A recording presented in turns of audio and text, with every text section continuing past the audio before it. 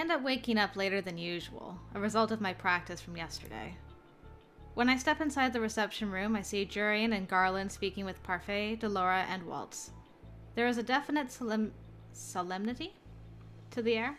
It's very solemn. They all turn to look at me as I approach. Did something happen? Princess, the palace made an announcement today. They are issuing a higher bounty on your head for murder and treason. What? It was very strange, what with the fact that they haven't even bothered to look for you since that day. Something must have happened that forced them to suddenly act. Delora soon gathers everyone in the room to discuss Jurian and Garland's discovery. The only one who is not here is Anise, who is in town buying ingredients for the merchants' meals. But Lucette didn't kill anyone. Isn't there some way to convince them? Alcaster is in power now, and the people favor him. Now that everyone remembers who I am, they are once again frightened of me. Darn it. No one would listen to you. They haven't seen how much you've changed. If only they could understand your circumstances, then they might be more sympathetic. I look at Emmeline in surprise and find myself smiling at her. Aw. Thank you for your kind words. I turn to everyone once again and frown. Once again, I am the one putting everyone in danger. I'm so sorry. If any one of them gets hurt, I will never forgive myself. Waltz takes my hand and squeezes it. The simple gesture does wonders to calm my nerves. Don't be too hard on yourself, Lucette. We've told you already. We want to help you. We're in this together. He's right. I am not sure if there is much Rod, Emmeline, or I could do, but we will definitely support you until the end. Before I might have cringed at her words, but now, Ophelia has nothing to gain from pretending. Mother is right. We're a family and we will not abandon you. Ophelia and Emmeline are both smiling at me warmly. Even Rod seems to have a ghost of a smile on his face. Thank you. I apologize for bringing this up, Karma, but is it possible to ask for reinforcements from Brigantia? Brigantia? Brigantia is one of our neighboring kingdoms. We have never had close ties, mostly because Brigantia's king tends to stay away from our personal and political affairs. Well, we were going to have close ties in one route, but never mind that. They have always refused to engage in any sort of violent affairs. We all look at Karma, who stands there looking sullen. After a few moments, he lets out an exasperated sigh. You want me to ask the Kingdom of Brigantia for help? I remember Karma mentioning before that he was a part of a noble family, but I did not expect him to be from Brigantia. What is he doing here? And how could he possibly ask for help from a king? The king does not participate in battles or skirmishes. It seems unlikely that he would provide support. He wouldn't provide assistance. Not even if his own son asked him? Son? You mean... Karma crosses his arms and sighs. Well, I suppose there's no use hiding it anymore. Yes, I am the son of King Clement of Brigantia. Judging from the sudden quiet in the room, it seems that Parfait, Delora, Waltz, and the knights were the only ones that knew. You're the Lost Prince? The Lost Prince? Gennaro told me that King Clement's oldest son had disappeared just a year ago. There were circumstances. My family never knew I had the Fairytale Curse. I was forced to leave my kingdom so that I could come here to break my curse. He came to Angielle to break his curse. His eyes wander slowly to me, but then he focuses once more on the conversation. I'll help you when I can, man. To answer your question, though, no. I do not believe my father would send help. He hasn't heard from me since I left a year ago, and he would most likely think me some kind of imposter unless I showed up at the kingdom's doorstep. Even then, he would have too many questions, and we would never get the help we were seeking in time. It seems we can't rely on them for help, then. We all turn to stare at Anise. Okay. The fine lady Anise has suddenly appeared in the margin. What magic is this? I actually just came back. I'm sorry for startling you all, but I found this and I had to bring it back. Her smile fades as she pulls out a flyer for us to see. An announcement. From the look of it, 4 days from now, Alcaster will make a speech about the changes that are to happen in Angielle. Changes? That doesn't sound very promising. It means bad news, but it may be worthwhile to take a look. This might give us some insight into what's happening at the palace. Hilda is still in hiding, but it seems very likely she could be involved in all of this somehow. They could be plotting something special for that day. Garla and I can go to the event then. We'll make sure not to stand out. I'm coming too. Lucette. I need to know what is happening. I cannot hide forever, Waltz. I will go, and I do not need anyone's permission to do so. Well, I guess you're technically the next queen, after all. Delora, don't encourage her. We both know how stubborn she is. She won't stay put, even if we command her to. Delora looks at me and winks. Waltz and Karma will accompany her then. Waltz nods. Karma looks somewhat startled, but eventually nods as well. So until that day comes, we all need to prepare for the worst case scenario. Great. This can't possibly go wrong. I have been practicing my magic non-stop since the day we heard of Alcaster's speech. I continue to work on my barriers while also continuously attempting that one offensive spell Waltz tried to teach me. Okay, remember what I told you. Focus your energy on the tips of your fingers until you feel the current flow through your veins. Okay. Good. Now try to cast the spell at me again. I stretch out my hand and imagine the energy gathering at my fingertips. I see sparks as I begin to cast the spell. Good. Keep going. At the end of my casting time, I can feel the lightning snaking up and down my arms. Now release it. I direct the spell at Waltz with as much strength as I can muster, but it barely touches his barrier before it fades away. You're getting there, Lucette. The magic is weak, but it might still be able to paralyze someone for a time, so long as you hit them when they don't have a barrier up. But the speech is tomorrow. I will not be able to master it by then. You don't need to. Let's not assume things will be so bad. We're only going there to watch a speech. If that's all it is, you won't need your magic. The two of us continue to diligently work, but after a few more rounds, my arms are sore and my mind is foggy. Waltz calls it a day, and the two of us retire to our rooms for the night.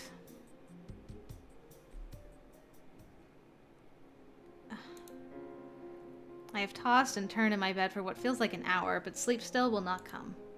It has been almost a month since I last went into town, and it is impossible to not imagine the worst possible scenario for tomorrow. I will probably be awake until the sun rises. I turn to glance at the doll that Waltz gave me so long ago. She sits on my table, her glassy eyes staring back at me. I wonder if he's already asleep. Maybe he can help me calm my nerves.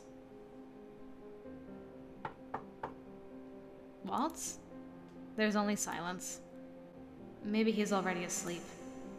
I'm about to leave when the door suddenly opens. Lucette. Hello, Waltz. Let me guess. Couldn't sleep? I nod.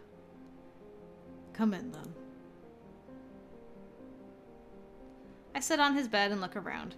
My eyes shift to his table, where I notice a pile of sewing materials and an assortment of puppets. You have been working on your puppets? Yeah, I couldn't sleep either. It's been a while since I last did a show, but I want to make sure my puppets and materials are ready to go once this is all over. I'm sure the children are looking forward to seeing your shows again. Yeah. Silence ensues as Waltz sits down beside me with one of his puppets. He begins to slowly sew at one of the seams. The silence is deafening. He looks busy, but maybe I should say something. I mean, he's just passing time, right? Come on, say something. I am worried about what may happen tomorrow. You think too much, Lucette. I do. I stare at the puppets on his table. When this is over, will you finally let me be your assistant? Walt smiles and pats my head. Yes. When this is all over, I'll give you the spotlight. Hey. I'm sure the children will love your puppet shows. Talking about what happens afterwards makes me feel normal. It gives me some hope. Hope that eventually everything will go back to normal. I feel better now. Thank you, Waltz. Oh, I'm not sure I even did anything. You have, just by being here with me. You know I'd do anything for you, little star. Little Star. There's that nickname again. Does it bother you? No, I was just wondering where it came from. Oh, right. I never told you the story, did I? Back when I was still your mother's apprentice, my life was dull and empty. Then you showed up. Your circumstances were the same as mine, but your light never faded. You became my hope in that dark place. My light. That is why I consider you my little star. I can only stare as Walt smiles at me. Right now, all I want is to stay by his side, to stay within the comforts of his warmth. I look at him and a thought shifts into my head, tinting my cheeks pink. What are you thinking, girl? What is it? Oh my. She looks so, like she's been caught. Can I stay with you tonight? What? Hey! It's the first time we're seeing Walt with a blush. Well... Walt's face is tomato red. He looks shocked. I can't? It's not that I don't want you to, but... I mean... He glances away and begins mumbling to himself. Mumble, mumble, mumble. I suddenly feel dejected. At least you don't feel rejected. Don't make that face, little star. Okay. You can stay. Really? Yeah. Aw. Her hair is down. Hold on. Man, her hair is so long. Look at that. Holy mackerel. We both lay side by side in the bed, shifting only slightly. Waltz is especially stiff. I wonder why. Yeah, I wonder why. I loop my arms around his waist and snuggle into the crook of his neck. Waltz tenses beneath me. Poor Waltz. I feel like I'm being punished. What? Nothing. Thank you for letting me stay. My room felt colder than normal tonight. I couldn't help thinking about tomorrow, and then about Father, and... My words trail off as I try to focus on Waltz's warmth. Please do not leave me as well, Waltz. Lucette, look at me. I move back to look up at him. Walt stares at me with an intensity that makes it difficult to look away. His features are illuminated by the soft moonlight, making them stand out all the more. My heart skips a beat. I'm not going anywhere, Lucette. I will always be wherever you are. I promise to always protect you. I reach out to touch his cheek. Thank you. He smiles at me before putting his arm around my waist and pulling me closer. I snuggle against his chest, taking in his warmth. I eventually fall asleep in his arms. Today is the day! Everyone has been busy preparing for the speech. I was told to relax, and I have used the opportunity to move into the forest and get some fresh air. If only everywhere was as peaceful as this. Lucette. I turn around to see Ophelia slowly walking toward me, a hesitant smile on her face. Ophelia. I'm sorry that I cannot be of much help during these distressing times. You have already helped me enough, Ophelia. You supported Father when I did not. You have to stay safe. You and the others. You've truly changed. Ophelia takes my hands in hers and looks at me solemnly. Promise me you'll come back to us. I'll be praying that nothing happens today, but if it does, I beseech you to put your safety first. Ophelia. I may not be your real mother, but you have always been my daughter.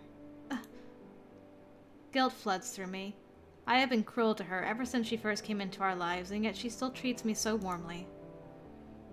I do not deserve your kindness after all I've done to you, Emmeline, and Rod. I'm so sorry. Ophelia pulls me into a hug and smooths down my hair. That's all in the past now, dear. What matters now is the present. I nod and close my eyes. I missed out on so many things when I closed my heart up to everyone. I had always thought I was alone, but I was wrong. Thank you, Ophelia. Aw, we even had some stepmom and daughter bonding time in this route. That's nice. Sir Alcaster's speech starts in an hour, and everyone is making last-minute preparations before we go into town. Ophelia, Emmeline, and Anise will stay behind, as Rod and Rumpel volunteer to watch over them.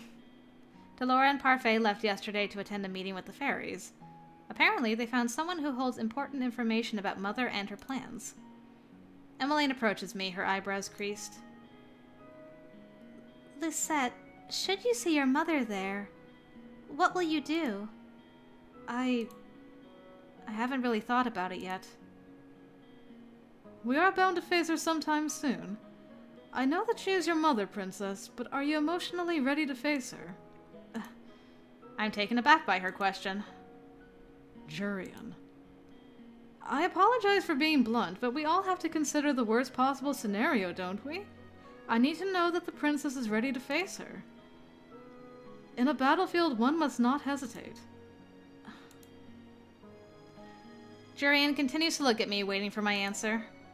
I finally face her with determination. I will face her, and I will stop her. Oh boy. The Queen! To the Queen!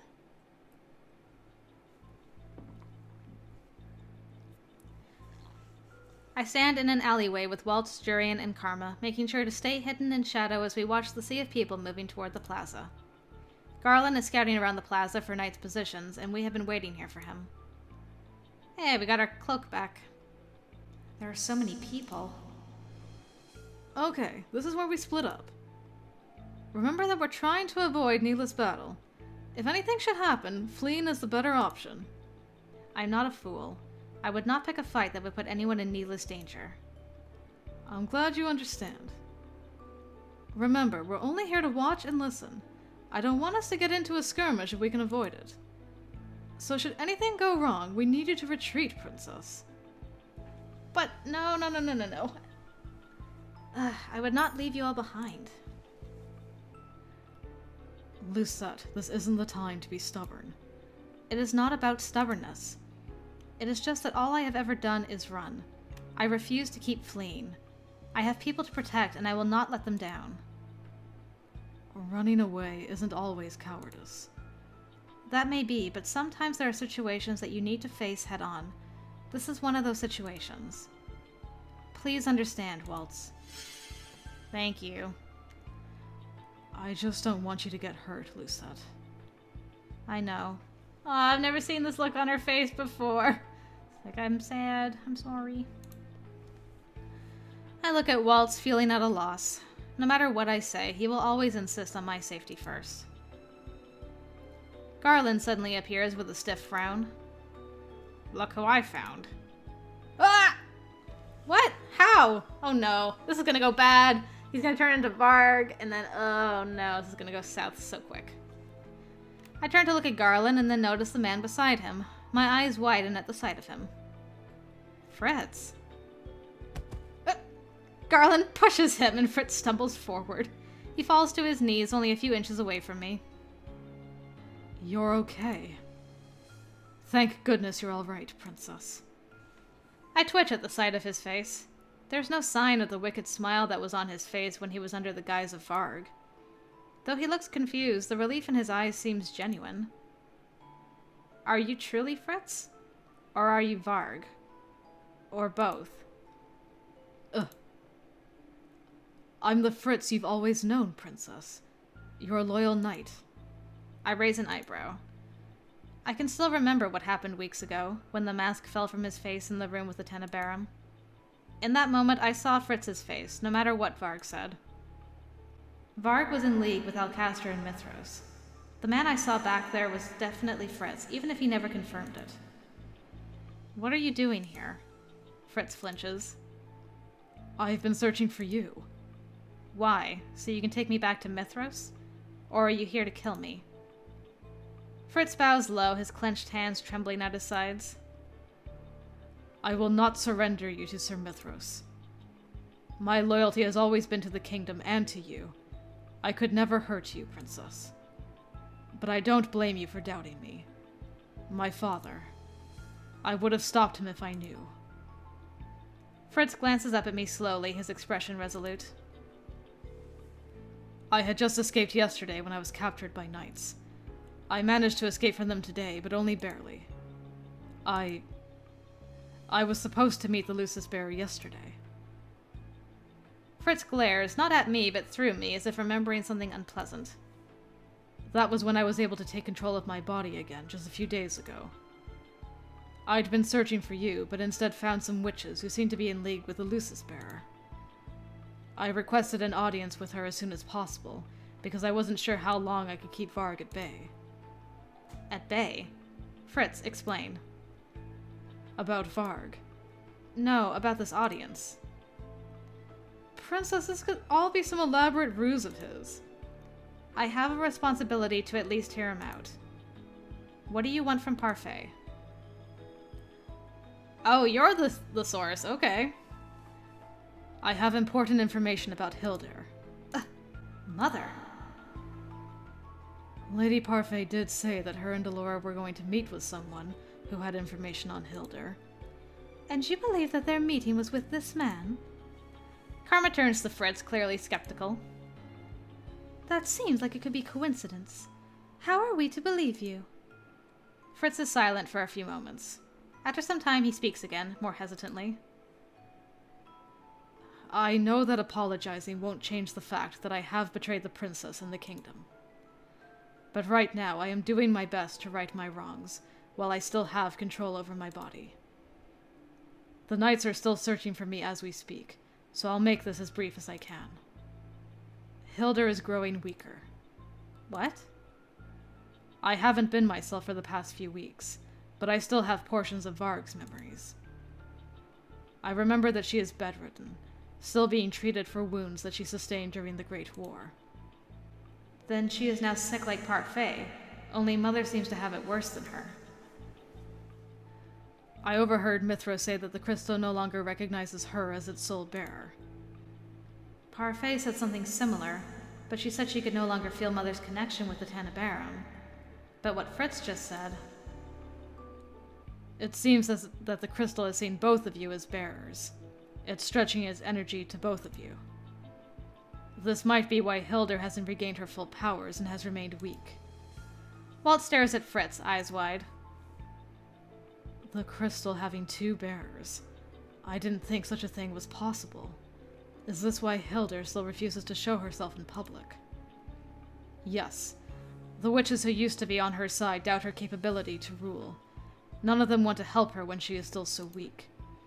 Mithras figures that the only way to get the crystal to fully accept Hildur is to drain the rest of your powers.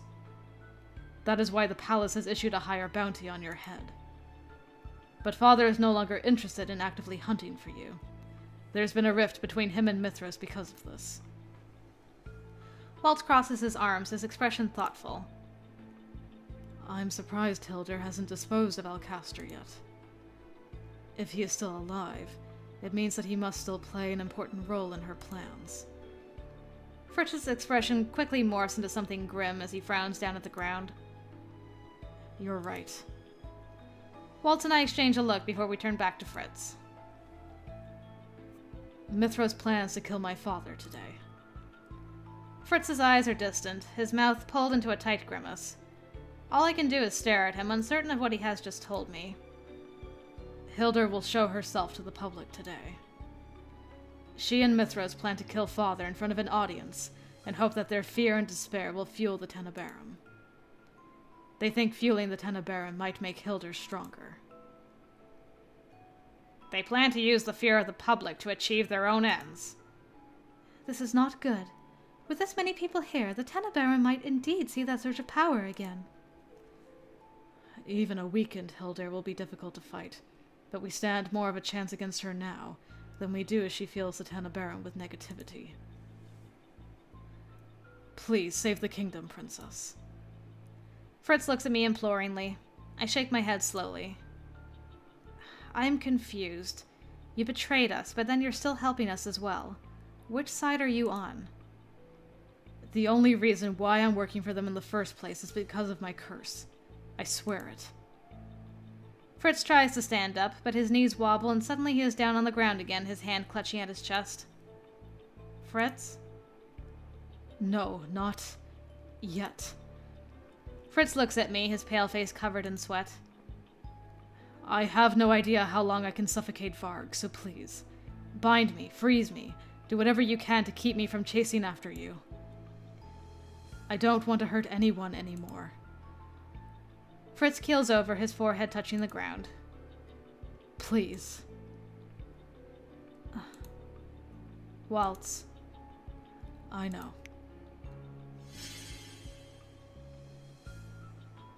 Waltz snaps his fingers and a rope of light appears around Fritz's wrist, pulling him down to the ground. I furrow my eyebrows at Fritz even as he cocks his head to look at me. Thank you. You don't have much time left. I plan to deliver my message to the Lucis bearer, but I leave it in your capable hands instead. Fritz, I'm sorry. I will do anything to protect my charge. Now go. Jurian nods at me. Don't worry, Garland and I will keep an eye on him.